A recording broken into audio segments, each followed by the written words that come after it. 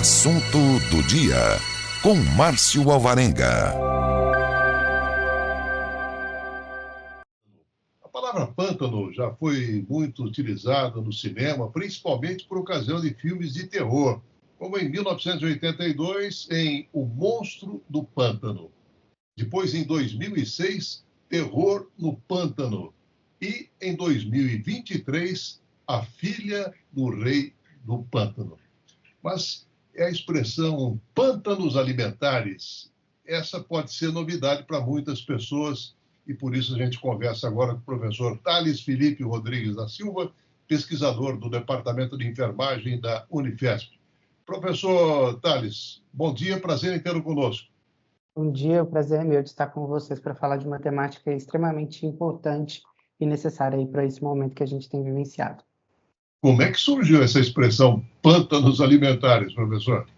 Então, esses conceitos, né? Então, pântanos alimentares, eles vêm da área da geografia, e aí são conceitos que eles vão fazer uma perspectiva de metáfora, né? Então, a gente tem os desertos alimentares e os pântanos alimentares.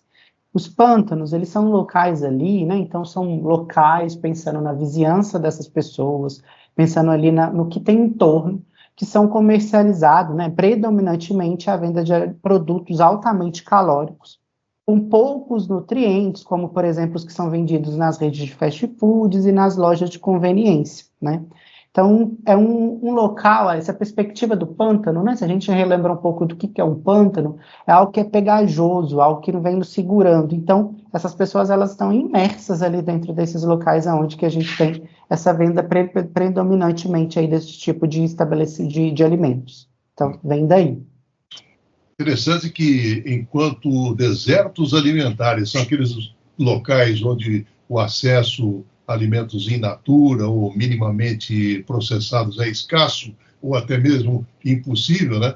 E aí a gente tem, então, os pântanos, que são os locais em que se predomina a venda aí desses produtos altamente calóricos, com poucos nutrientes, como no caso das redes fast food também, né, professor Thales? As lojas de conveniência. Bom, de qualquer forma, os dois cenários acabam obrigando as pessoas a se locomoverem para outras regiões exatamente para obter alimentos saudáveis, né? Isso, então acaba por dificultar, né? Então, quando a gente pensa em pântanos alimentares, se a gente pensa nessa perspectiva de quais são os alimentos que são comercializados nesses locais, né? Pensando no nosso entorno como um todo, pensando, por exemplo, nos setores censitários, onde que essas pessoas moram, são alimentos que favorecem o ganho de peso, né? Então, são ambientes que vão favorecer com que essas pessoas tenham ingesta de alimentos extremamente ultraprocessados, com um valor calórico alto, que vai fazer a longo prazo, aí, pensando, né, a curto, médio e longo prazo, um ganho de peso, e fazendo com que tenha impacto aí na saúde de vida dessas pessoas, né? Então, com o aumento das doenças crônicas não transmissíveis, né, com a obesidade e outras coisas, e outros tipos de doenças que têm a obesidade, por exemplo, né, e uma alimentação rica em ultraprocessados, desenvolverem como fatores de risco, né? Então, seria isso. Então, elas precisam se locomover para acessar alimentos mais saudáveis. E aí a gente pensa, né, uma pessoa que precisa se locomover para acessar ambientes onde que vendem tipos de alimentos saudáveis, é mais difícil dela ir até esses alimentos, uma vez que esses outros alimentos estão mais próximos. Pois é, a gente tem esse cenário onde a orientação é exatamente de dar preferência aos alimentos in natura, ou então minimamente processados, aquelas refeições frescas e, consequentemente, para uma grande parcela da população, professor, pode não parecer tão fácil adquirir esses alimentos recomendados, né?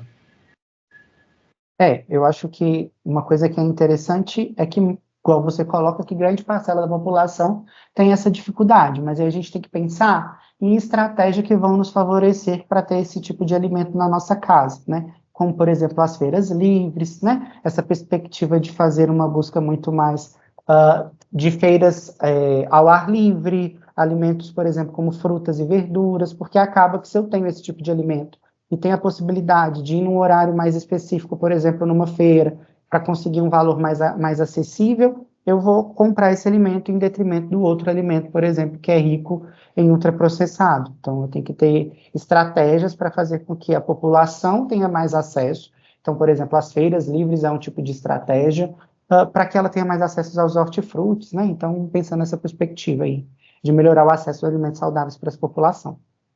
Pois é, essas altas taxas de obesidade entre distintas populações, professor Tales, têm sido relacionadas justamente à restrição ao acesso a essas opções saudáveis, bem como também o aumento da própria densidade dessas redes de fast food, as lojas de conveniência, exatamente naquele ambiente onde as pessoas vivem, né? E esse estudo que você coordenou parece que comprova essa realidade, né? Eu vou te falar um pouco sobre o estudo. Ele foi coordenado pela professora Larissa, professora do Departamento de Nutrição da UFMG. Então, é um estudo que eu tive a honra de participar em conjunto com a professora Larissa. E a gente avaliou as instituições de ensino superior de Belo Horizonte. Então, a gente avaliou essas instituições e o entorno dessas instituições. O que a gente observou foi que existia uma diferença quando a gente avaliava em universidades públicas e privadas, no qual tinha mais densidade de estabelecimentos que vendiam alimentos ultraprocessados naquelas universidades privadas em comparação com as públicas, né? Mostrando que o entorno das universidades privadas tinham mais ofertas de alimentos ultraprocessados, e que de todas as universidades que a gente avaliou, então a gente avaliou 81 instituições, né? Então 81 localidades, porque uma universidade pode ter mais de um campi, né? Então, a gente observou que em torno mais ou menos de 93% dessas instituições, eles estavam localizados naqueles que a gente vai definir como setores censitários com pântanos alimentares. Então, eles tinham no seu entorno a característica de ser um pântano alimentar. Então, é um estudo extremamente importante que a gente começa a avaliar o entorno das universidades, que até então não tinha sido avaliado previamente. A gente identifica essa imersão, né, dessas universidades em localidades onde que a gente tem venda de alimentos não saudáveis, né? Então, elas estavam localizadas em pântanos e tinham alta densidade de venda de alimentos, de estabelecimentos que vendiam alimentos não saudáveis nesse seu entorno. Impressionante esse percentual de 93%, né, das instituições de ensino superior localizadas exatamente em pântanos alimentares, que se constitui, como você bem pontuou, aquelas áreas de alta concentração de estabelecimentos que vendem alimentos ultraprocessados. E aí eu pergunto, esse achado, ele comprovou o que se imaginava ou surpreendeu, professor? Surpreendeu. Quando a gente pensa em universidades, a gente esperava que não tivesse nos pântanos alimentares, porque a gente identificou também que as universidades, na maioria das vezes, elas estavam localizadas em setores censitários de alta renda. E se a gente pensa em setores censitários de alta renda, os estudos já tinham mostrado para a gente que, na maioria das vezes, quanto maior a renda do setor censitário, a venda de alimentos não saudáveis era maior também. Então, a gente tinha maior oferta, por exemplo, de localidades que vendiam alimentos saudáveis. Então, isso surpreende, mostrando que talvez esses pontos específicos das universidades sejam atrativos para esse tipo de estabelecimento comercializar no seu entorno. Porque, na maioria das vezes, a gente tem aquela população ali que vai ter a aula, por exemplo, durante o dia ou durante a noite, que vai ser o perfil das pessoas que vão consumir esses alimentos, né? Então, um alimento mais rápido, um alimento que é mais fácil dele pegar e já comer naquele momento. Então, isso nos surpreendeu. A gente não imaginava que estaria nessa localidade, né? Então, essa alta taxa aí de quase 96% das instituições nos pântanos, a gente não imaginava, assim. Então, ainda se coloca a seguinte questão, quer dizer, num perímetro aí de 500 metros de cada instituição, a pesquisa mostra que há pelo menos um local que vende produtos ultraprocessados, né? Quer dizer, esses pontos específicos também são preocupantes, né? Não, se a gente pensa nessa perspectiva de estabelecimento, a gente sempre vai no que está mais próximo, né? Então, se eu tenho estabelecimentos que estão próximos e que vendem alimentos ultraprocessados, ou alimentos não saudáveis, eu não vou me deslocar até outro, né? Então, eu preciso entender que quanto mais próximo e quanto menos locais que não vendem alimentos saudáveis, a chance daquela população consumir alimentos não saudáveis é maior, né? Então, isso mostra aí uma perspectiva também de controle no entorno, de necessidade de controle no entorno das instituições, pensando em uma maior oferta de alimentos saudáveis para essa população específica. Então, universidades privadas tendem a estar 2 vezes mais cercadas por mais bares e lanchonetes que oferece opções não saudáveis do que as públicas. Existiria aí uma explicação para essa distinção, professor? O principal é, na maioria das vezes, as universidades públicas, elas ocupam grande espaço, né? Então, são campos muito grandes.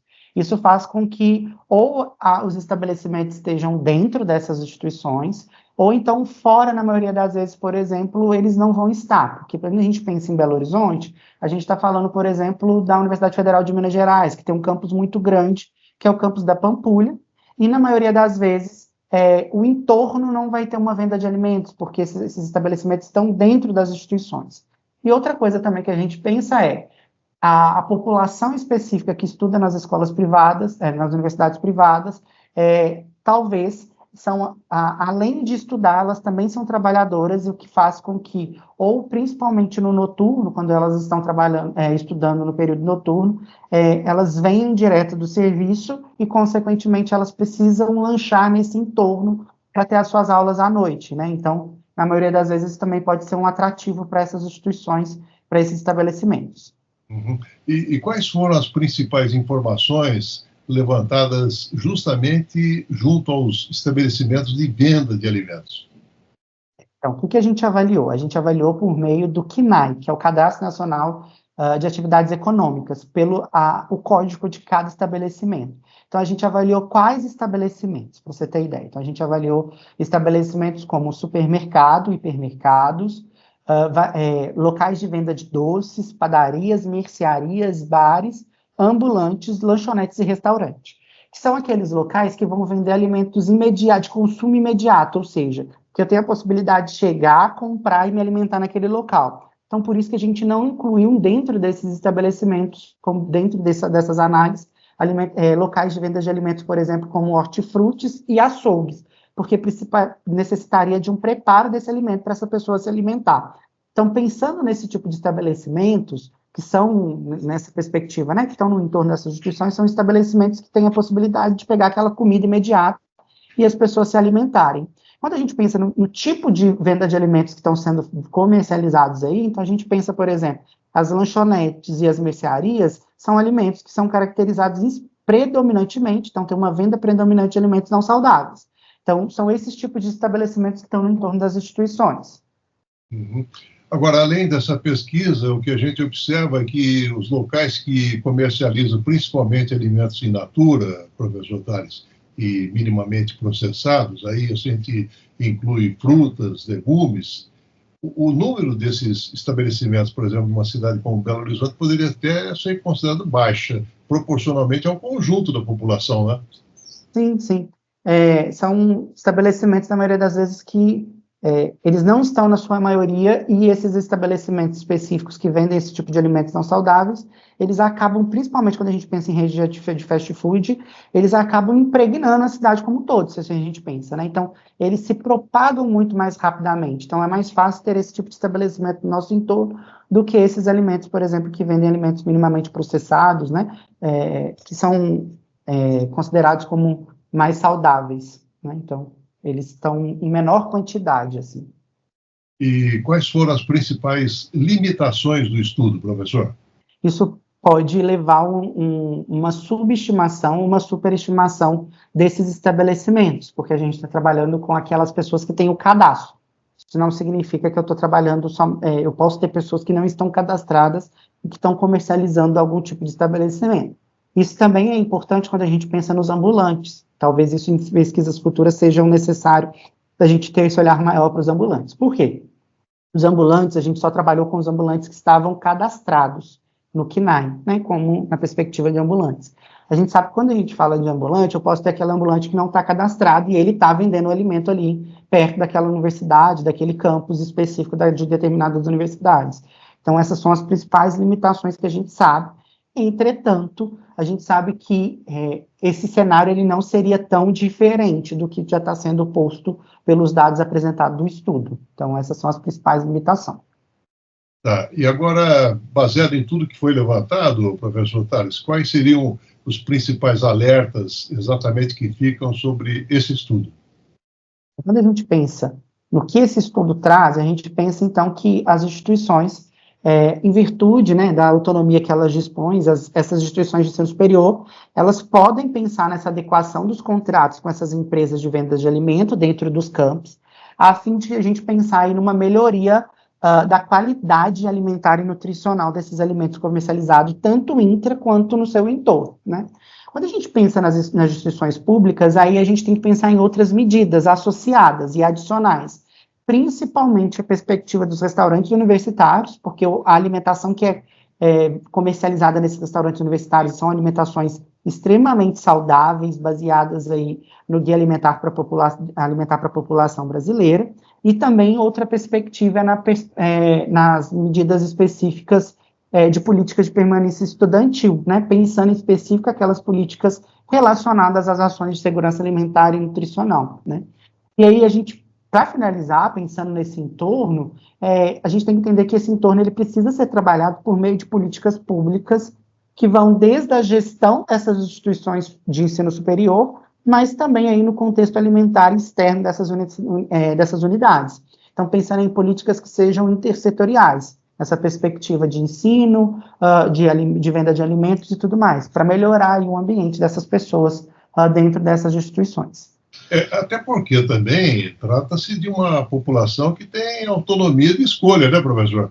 Exato. Então, são uma população que, diferente dos adolescentes, das crianças, que elas têm o poder aquisitivo e têm autonomia de escolha. Então, eu tenho que favorecer o quê? Uma vez que eu tenho um ambiente que tem a possibilidade de vender alimentos saudáveis e tem alimentos que vendem menos alimentos ultraprocessados, a chance de eu ir até alimentos saudáveis vai ser muito maior, né? Então, pensar também nessa organização do entorno dessas instituições para melhorar a saúde como um todo, a saúde da população. Tá, e falando agora exatamente no tocante a eventuais políticas públicas que possam surgir em decorrência do estudo, qual o direcionamento que deveria ser dado, professor? Eu acho que o principal, esse estudo, ele embasa a possibilidade da gente entender qual é o entorno, né, a característica desse entorno. Então, pensar para que esses estabelecimentos tenham a possibilidade, né, de medidas de incentivos econômicos para estar dentro no entorno dessas instituições.